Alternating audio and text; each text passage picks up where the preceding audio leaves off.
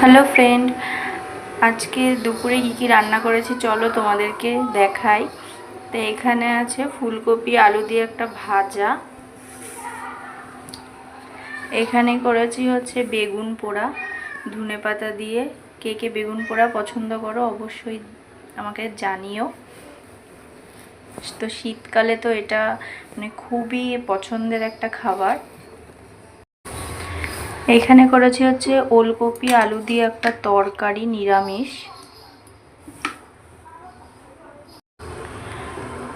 আর আজকে স্পেশাল হচ্ছে কাতলা মাছ আর আলু দিয়ে একটা মাছের ঝোল করেছি।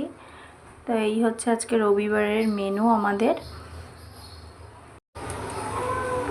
মাছের ঝোলটা দেখতে তো অসাধারণ লাগছে, তো এবার খেয়ে মানে বলতে পারবো যে কেমন হয়েছে। তোমরাও অবশ্যই বলো কমেন্টস করে যে কেমন হয়েছে।